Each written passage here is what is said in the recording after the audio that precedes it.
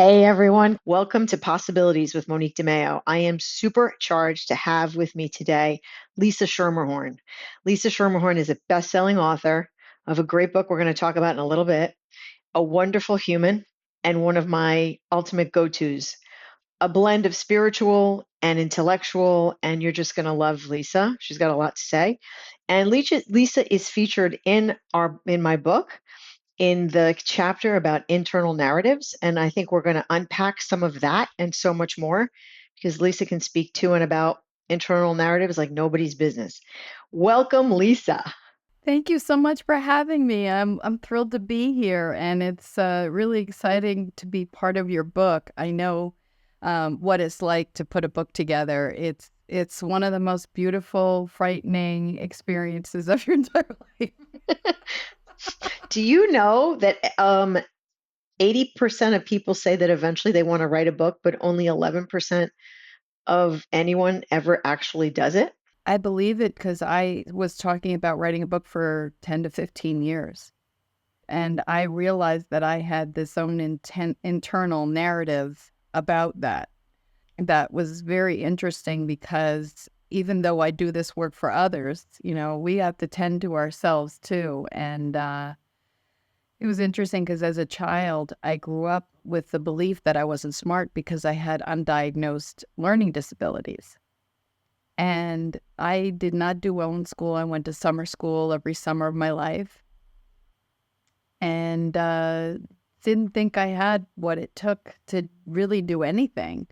And I remember when I got married, I was like, I'm going to just be the best mom. And I had a job. I worked in New York City, but I never felt passionate about it. It was just kind of going through the motions.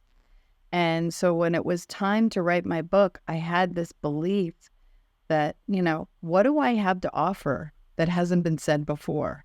Who's going to listen to me? I wasn't a great student. What do I do about my grammar? Like all these things, I started to pick myself apart. And then one day, I got involved with this 3-day retreat on writing your book, and I found out you can have an editor take care of those things. You have people. So as long as you have people supporting you in your book and taking care of your background, everything that needs to be done, you don't have to be everything. And so that gave me the freedom to really start writing. But as you know, that finally, how do you know it's done? Pressing the button to print, scary experience, and one of the most freeing of my entire life. Really? Tell me more about that. I remember what I went through, what you have to do to get it to bestseller. So I thought the hard part was writing it. And I wrote it. I got the cover done. I fell in love with it. I slept with it under my pillow. I'd like you to show the audience the book. It's And every belief is a lie. That's actually me on the cover. it's a beautiful shot of you, by the way. I always thought that.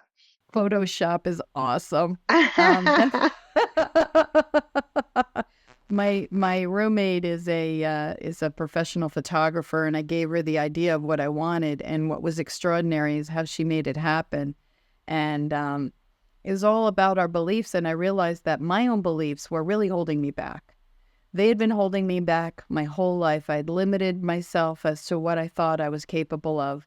So going through that process, once I got it printed, I thought, oh, well, I'm done now.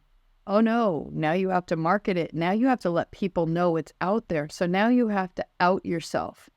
And it was like feeling like I was being filleted open because now people can judge me. Because I went through a divorce, and I dedicated the book. One of the people I dedicated the book to was my ex-husband. And people were like, why did you do that? And then, I added my parents in there, and there were some things that happened in my childhood that I wasn't fond of. And I said, these people contributed to who I am today. Correct. And I think about what they did for me, not to me, right? And as a parent, do I want my children walking around blaming me for all of the things that happened in their life? At some point, we have to take responsibility for our own lives and make the changes. But oftentimes, we walk around so unconscious that we have no idea that we're even doing it. Let's sit on that for a minute, people, as we unpack that. I think Lisa's point about owning your narrative is a real good one. And you have to come to the place where you stop blaming others for what circumstance has or has not given you. Because at the end of the day, you're in control of your narrative. Exactly. And so many people, it's interesting because when I work with my clients, the first thing that I do is really try to find out how invested they are in their healing journey. Because who am I without this? Who am I if I don't have someone to blame for my issues? Who am I if I don't have something to complain about? Blame why I'm eating or all this pain. And did this pain happen? Absolutely. I'm not here to negate that in any way. But now that you have healed it, what are you going to do with the energy around that?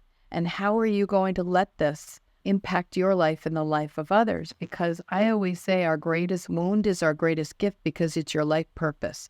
No one knows that pain like you do. No one knows my pain like I do. And once I healed it, then I was given the wisdom to help others. And every once in a while, I'll have that chat and I'll look up and say, God, I'm really tired of being an expert in all these things. I need a break.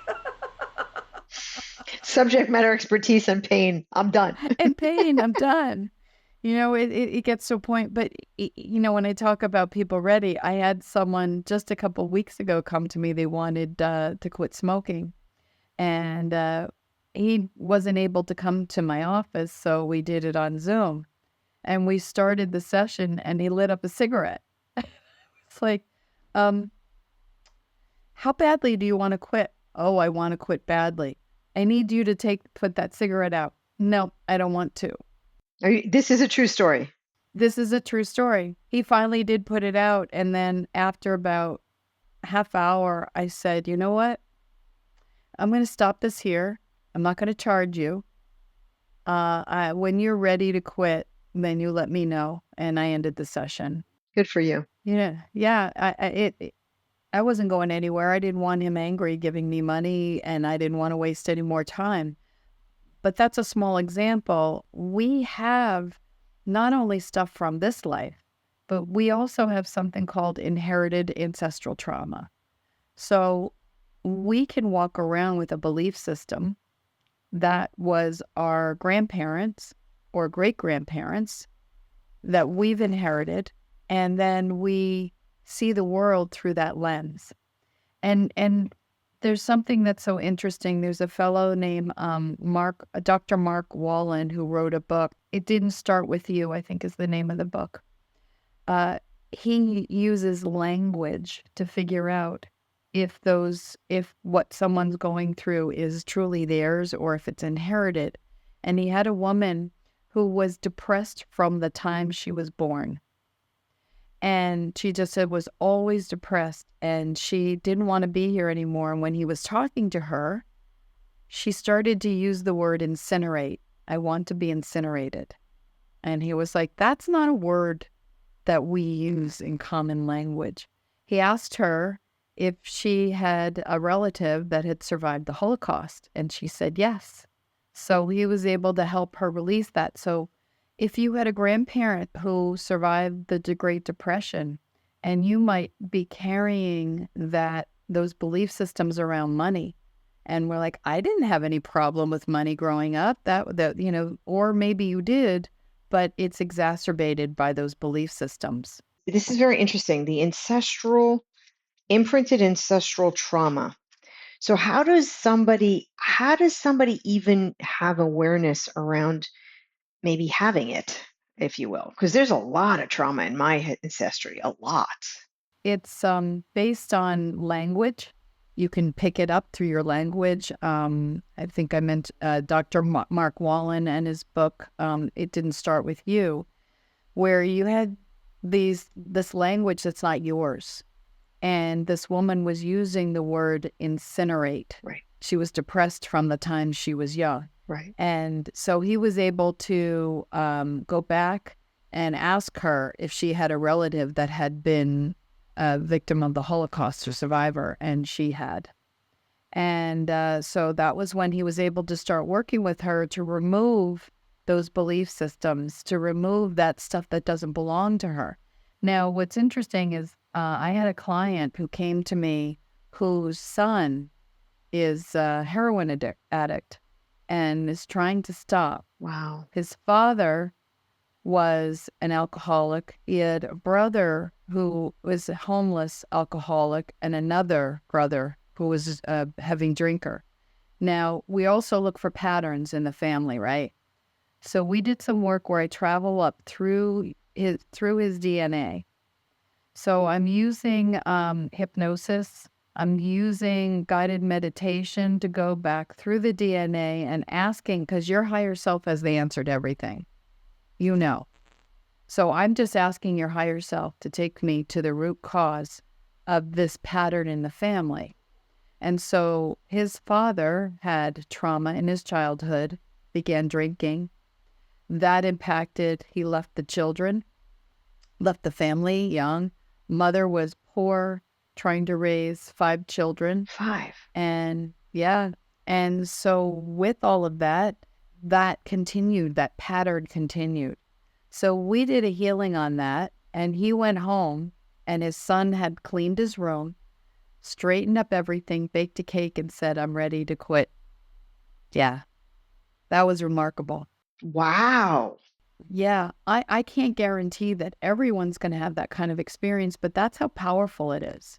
It really is amazing when you look at what you brought in. I've even brought people back to in utero, to the time when they were in utero, and let's say they were adopted and their birth mother was going through some huge trauma. And so it wasn't necessarily that they were unwanted. It was just the circumstances, right? Because how am I going to support my baby? It might be an abusive situation, whatever it is. So this fetus doesn't know that. All it does is come in feeling unwanted. And so I've had people who were born with that feeling. So these unconscious beliefs, these lies that become part of our narrative, so much of it is unconscious. So we have that along with, I work with a professional golfer who, when he was 20 years old, he was a phenomenal putter. And he went to a tournament and he didn't play well that day. And someone walked up to him and said, "Gee, it's really too bad you don't know how to putt because you'd be a phenomenal golf pro." Well, guess what happened? He couldn't putt after that. He was a golf pro at a country club and everyone knew him as the golf pro who couldn't putt. So we worked on his belief system, and he went out and played 9 holes, and he called me, he said, "Best game I played in 20 years." That's awesome. So so I see how you help others and how you heal them through these belief systems and get them to overcome. I want to ask the hard question, how did you overcome? Right. Well, I overcame because again, as I talked about my situation as a child, and that I didn't believe that I was smart. And so I went through this entire situation through my childhood was I just diminished myself. I made myself small. I barely got through school. I ended up going to college because I was actually very talented in art. So that helped me get in. What I realized by the time I was in my late 30s, I thought I was worthless. I thought that I had nothing to offer and I didn't want to be here anymore. And I became suicidal.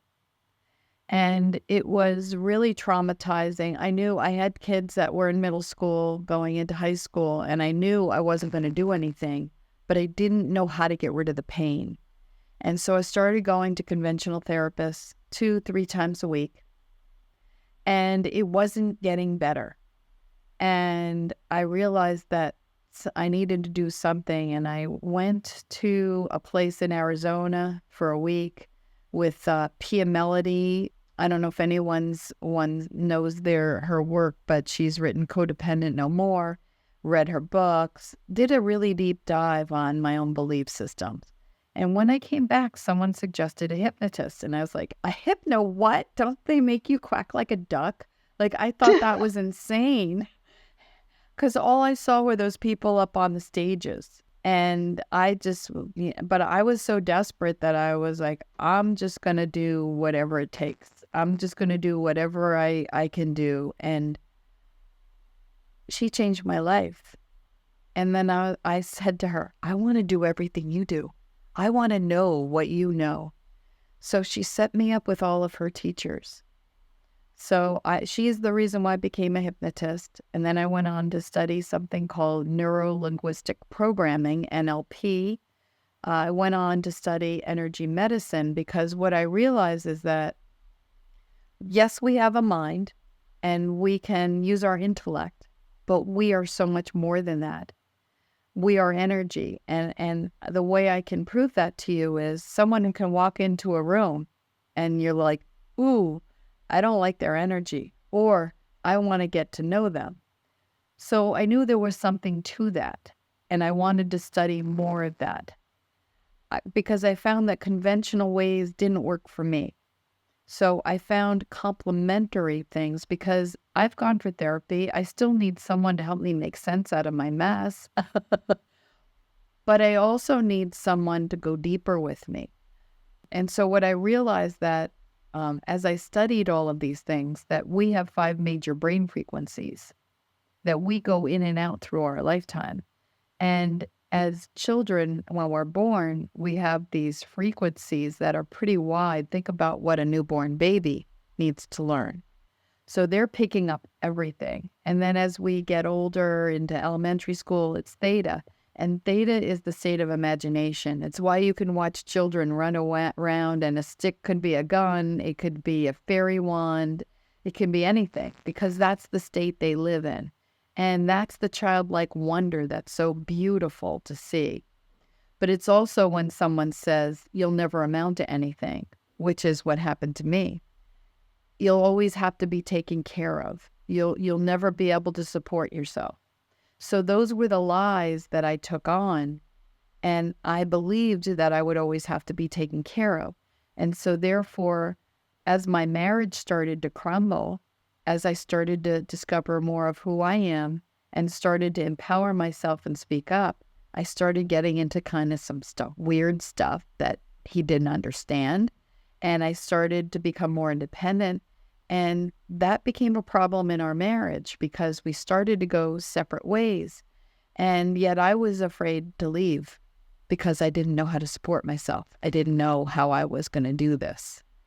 And it was my greatest gift of finally getting to a point where I'm like, I don't care anymore. I can't live like this anymore, and taking responsibility for my life. When I read your book, I was struck by the authenticity of your really wanting to own your narrative now. Like you went from, I'm going to allow, not of course consciously, right? But you went from, I'm going to allow somebody else to dictate who I am and what I can and cannot do, to, I don't care what it is that you think I can and cannot do. I'm going to do it anyway. And I think that journey in the sort of alternative learnings that you've had brought you to that, did it not? It did. And the final straw was, and it's in the beginning of my book, was my fire walk.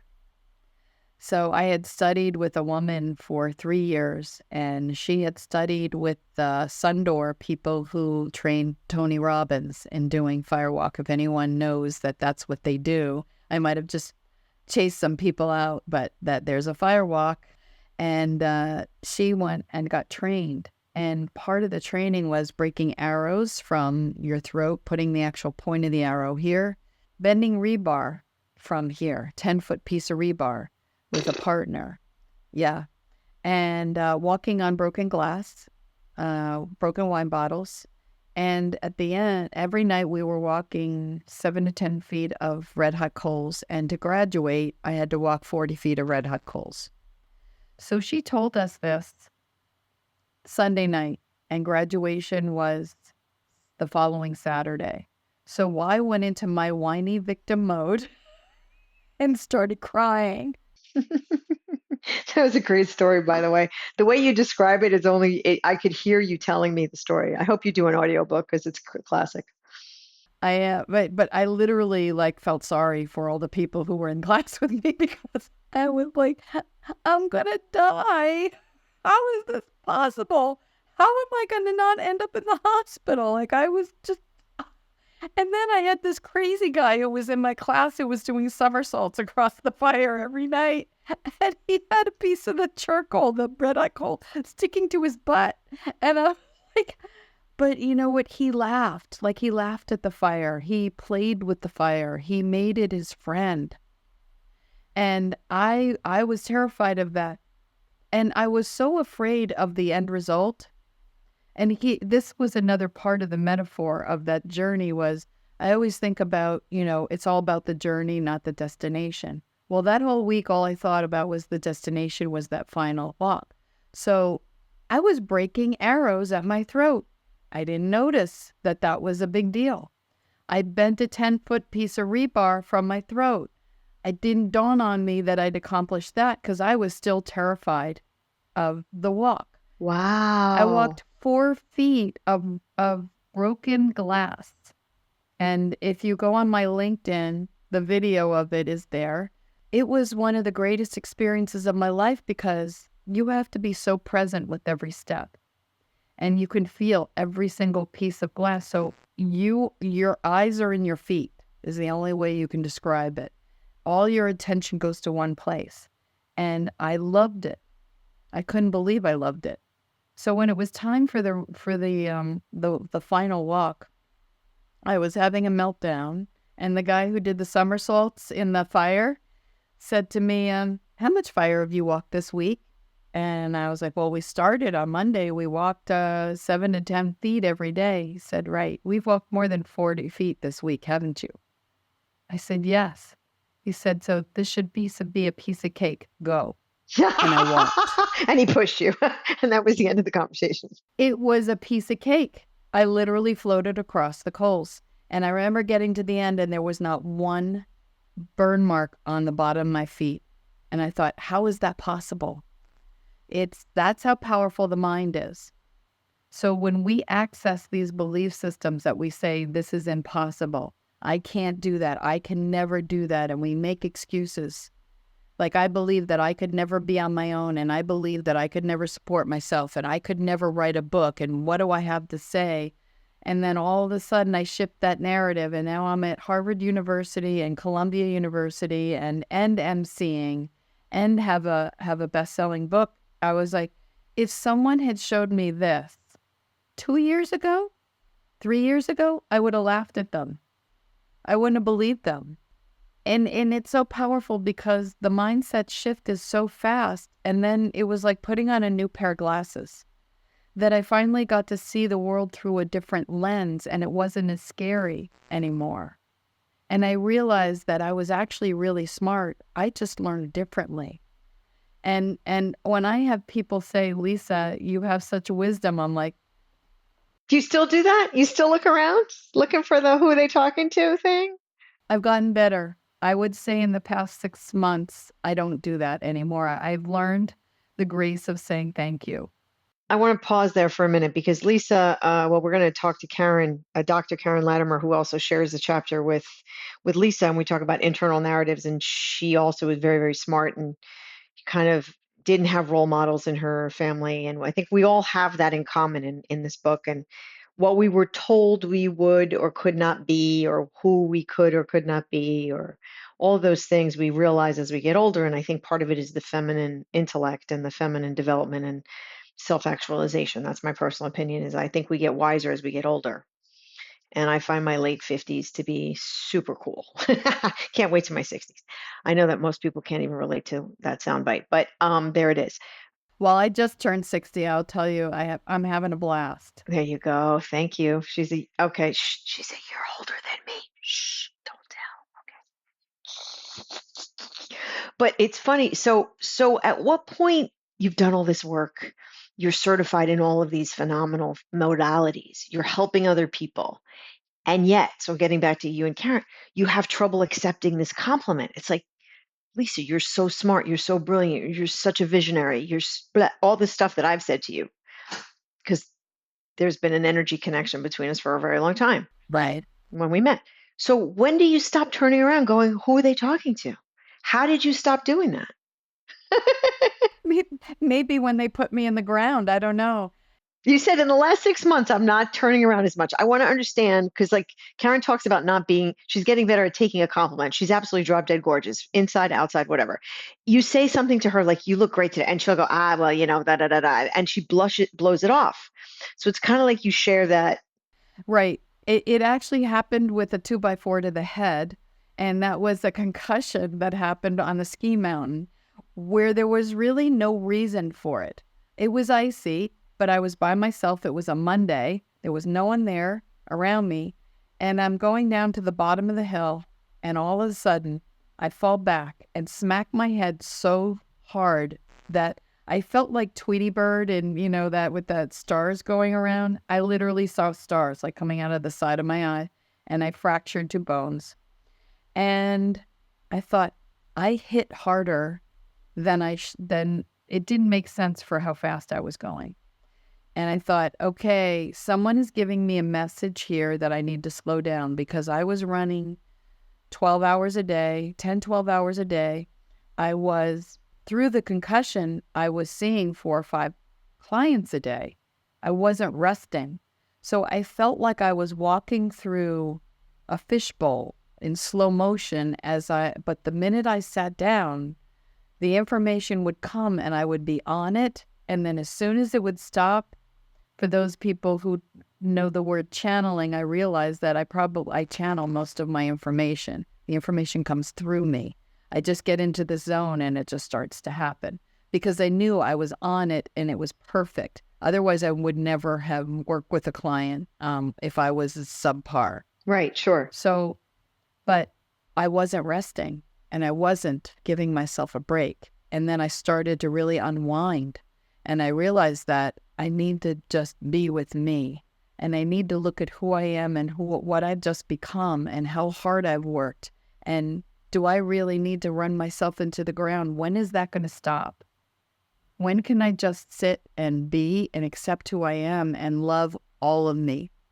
And, I'd been slowly working through it, but I think this past 6 months have really been a moment of accepting my wisdom.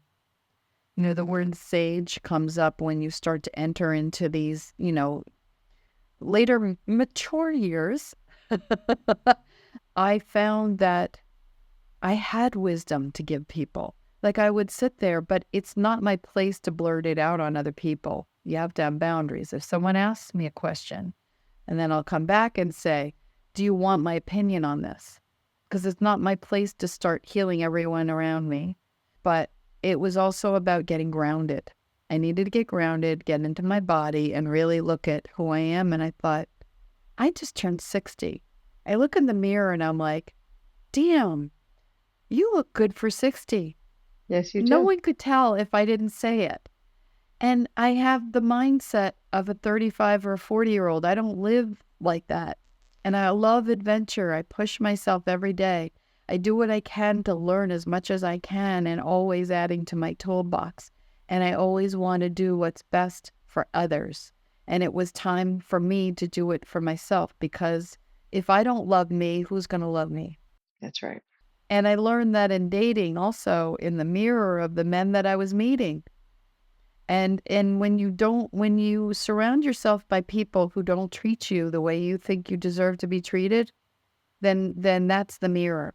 So I still look at that mirror. And instead of looking at this person is doing this to me, I say, what have I created?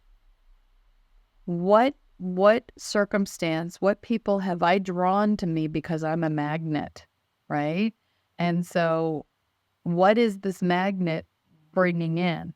And then I thank that person. So it's the shadow. I look at my shadow.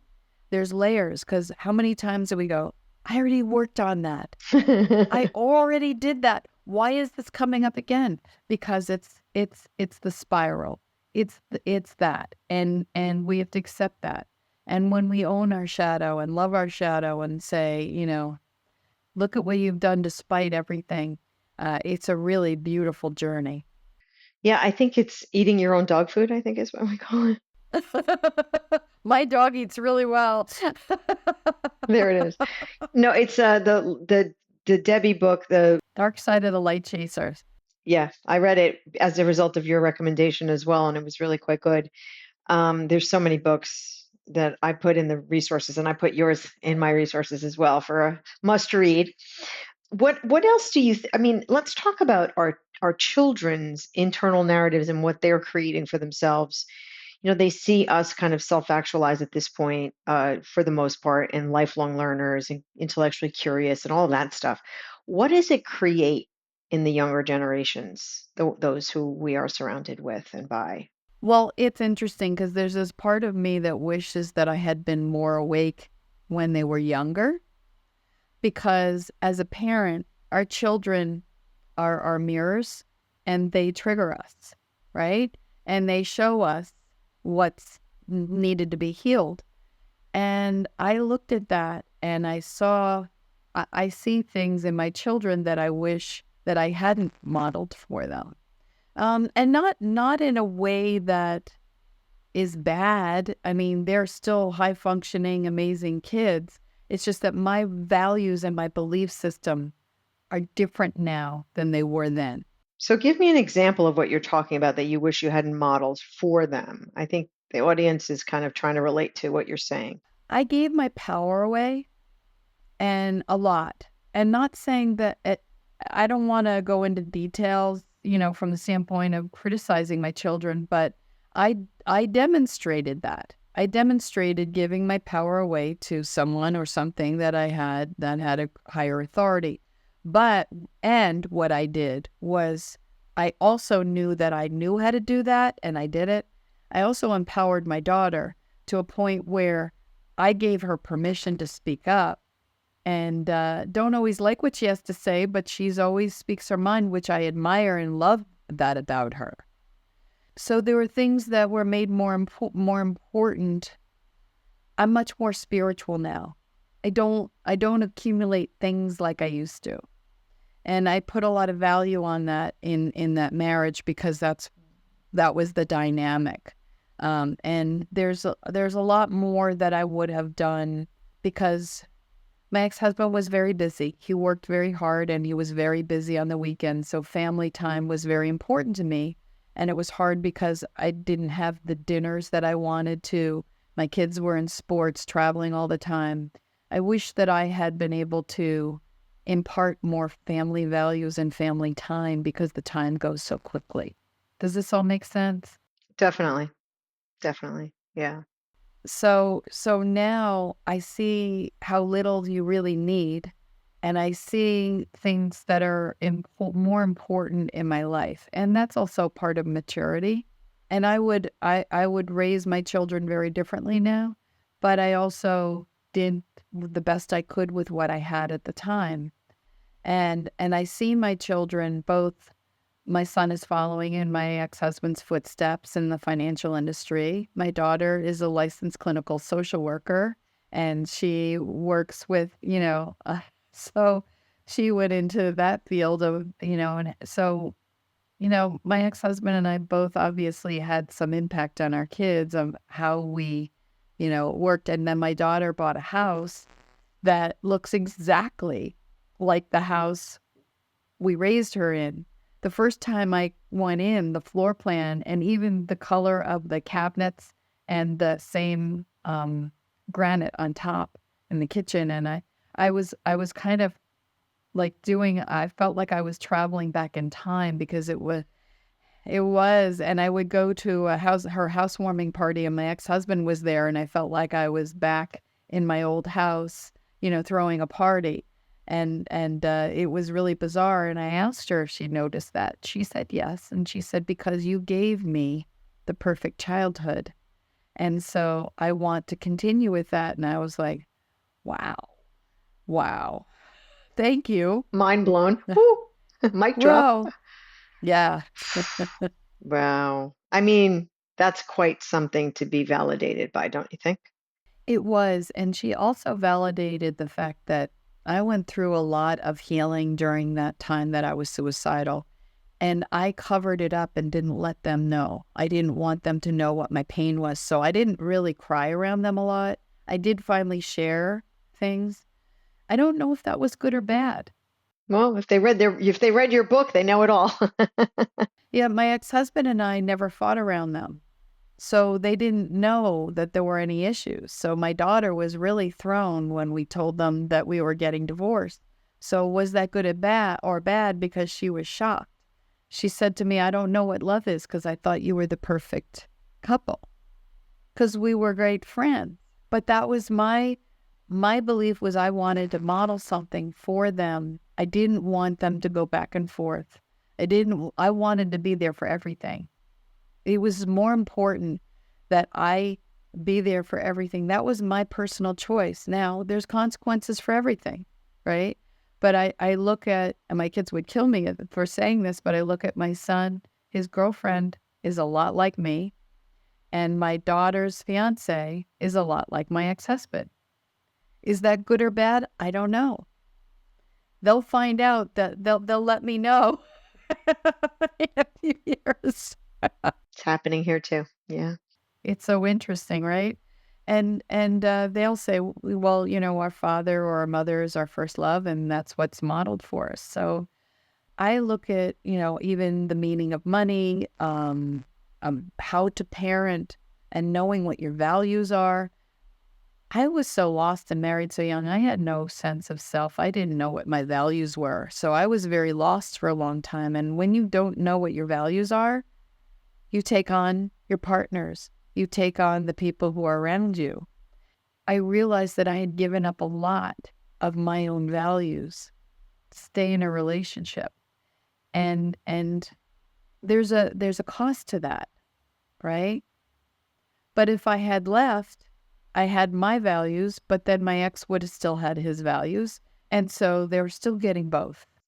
I think it's funny. We talk about, my husband and I talk about a couple things, and I mention it a lot in the book, micro moments. The mini decisions that you make in the moment will dictate, as a result of compounded interest, if you will dictate the life that you lead tomorrow. The money that you spend today, and if you're frivolous with savings or you're frivolous with money, you may not have a great, back end. Or if you make you're fundamentally not taking care of yourself health wise, then you could fundamentally be compounding interest to a poor, again, back end. So these ideas of if this, then that. So if you had divorced, you might have created a different reality for your kids.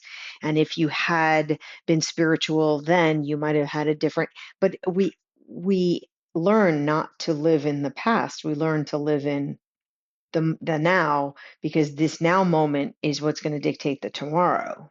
Exactly. And you know what? I go back now, and when I have those questions, I say, everything's in divine order. They were my teacher. And then I go back to, and again, this is my belief. This isn't everyone's belief, but I believe that we contract with these people before we come in. Our soul says, hey, how'd you like to be my mom? How'd you like to be my dad? How'd you like to be my daughter and my son? And let's create a mess here so that we can help each other out and really be of service to each other. This is where I go to, what are we doing for each other, not to each other? And one of the keys is also forgiveness. We like to hang on to and blame. And when we point our fingers, there's three fingers going back to us. And I have to say, when I forgave myself for not being a good student and not thinking that I was smart, when I forgave my parents and understood that they were doing the best they could with what they had, when I forgave my ex-husband and brought peace in my life, and that's when I wrote the book. And it was interesting because someone asked me, why did you dedicate the book to some people in your life that you had difficulty with? And I said, I want peace. I want to heal this. I don't want to carry it. And if you believe in reincarnation, I don't want to do this again. God bless. That's right. No, please. So it gave me an opportunity. And guess what happened? I had healing with a number of people because of that. And my life has peace in it. I don't have regrets anymore because I've come to that place of understanding. And my ex-husband and I are now friends. Wow. So there's closure and peace, is what you're saying. Through forgiveness, there's closure and peace. Closure and peace. Now, does that mean that they need to be my best friend? No. Does it mean that I have to like everything they do? No.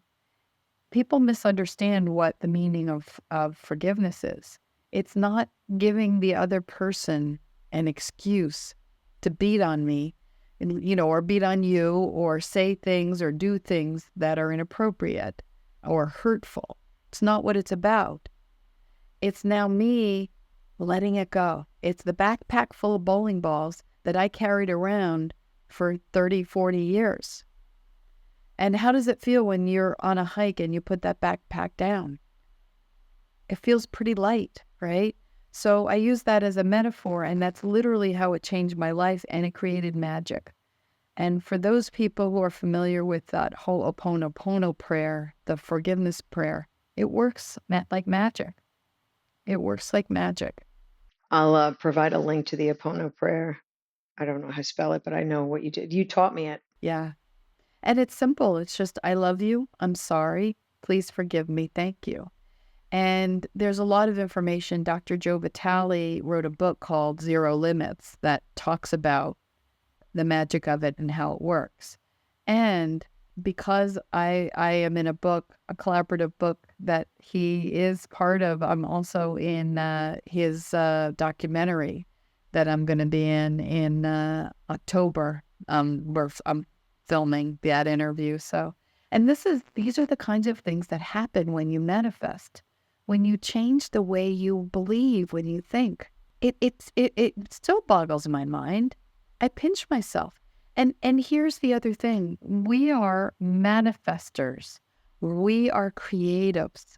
I literally had some issues with my house, that I have a deck that's sinking and I need to have it raised up, and that's rotting. And I got a quote that was like as much of as a mortgage to repair. And I was despondent. I sat down, I meditated, and I prayed, and I asked for help. And I said, if I'm supposed to stay in this house, make it affordable for me to maintain this house and bring the people to me who I can trust to do a good job. The next day, a fellow who had gone to a retreat at my house called me, and we started talking. He wants me to do another retreat. He's a carpenter. And so I asked him to come take a look. He goes, I'll do it for you. I was like, what? He goes, I'll take care of it for you. This is the power of your thoughts when you believe. This is how we manifest, when we clear out the doubts, when we forgive ourselves and understand that we can create. That's how powerful we are, and most people don't understand that. So saying thank you, taking the compliment, understanding that we have the power and the ability to do whatever we want. Well, am I going to be an Olympic skater? No, but I don't have that desire in me anyway. And I surrender a lot too. In my meditations, I ask to be shown. Please show me what's next, and the surrendering and letting go. Because when you try and hold on to and control what the next step is, you're missing something out that's over here. And time again, I ask to be shown. And sometimes it has to be a 2x4 because I keep missing it. And we don't know how hard on the other side they work to make things happen for us. And when we say no, they're like, oh, now I have to do this all over again. It's like the guy that's sinking in the sea and he just gets throwing a lifeline. God will save me, God will save me. And then he gets to heaven because he dies. God's like, I threw you the lifeline twice. You didn't take it. Like, what's wrong with you? Yeah, he's like, God, why didn't you save me? So we identify too much with what we think it has to look like. And that was also a great lesson for me, is what is my practice in working with people? The fear of being judged because I do things a little differently. And then I realized that people were open to it and actually love it because it is different, because they want something that works, because conventional means don't always work. Wow, you got a lot of life lessons here. I'm going to try my best to kind of summarize some of these takeaways that I got so much from. And obviously, I encourage you all to read Lisa's book. These belief systems are hard for us to break, but we're in control of our internal narratives, and we can change it if they don't serve us. So we have to remember that. No one knows your pain like you do, but that doesn't mean have to get stuck with it. If you're curious about your inherited ancestral trauma, look Lisa up and she'll give you more information about that. The notion of energy, what you're putting out and what your other people are receiving from you is very, very powerful. And then what you decide will become your reality. That's what I say in the book too. It's like your belief system around your firewalk initially limited you, and you didn't even see that you were accomplishing all these other things that were crazy good because you were so singularly focused on the lack. So you were focused on the scarcity, not the abundance of the thing, which is sort of interesting. And loving yourself first. I said this to my kids all the time when they were growing up. No one can fall in love with you if you don't love yourself first. That's not and you can't love others if you don't love yourself first. It's not going to work. What you end up is with a wound mate, someone who is matching wounds. And so, and the notion of forgiveness, not necessarily to forget, but to move on, so that it doesn't stop you in your tracks and doesn't prevent you from growing. So those are all the takeaways that I got. Have I missed any, Lisa Schermerhorn? Now, you know what? That's really the gist of it. Those are my own lessons, and I say this from my heart because I don't teach anything. I don't do anything with anyone unless I've been through it myself. Because this is my own personal experience, and I know what worked for me, and I know not everything that I do for me works for others, but I understand it at a very deep level. And I invite people to look at their own wounds and say, what is the gift that this is giving me that I can share with others? That's it. What is the gift? Thank you so much, Lisa. Thank you all for joining us today. It's been an absolute pleasure. Thank you so much for listening to Possibilities with Monique DeMeo, where we unpack life as a female mover and shaker. If you like the show, please consider liking it, or better still, subscribing to it and leaving us a rating. It truly does help. Also, you can pick up my book, The 7 Secrets to Creating a Life You Love, a practical guide for women in leadership. You can find the book, other episodes of this podcast, and how to stay in touch at moniquedemeo.com. DEMAIO. I look forward to seeing you again soon. With gratitude, Monique.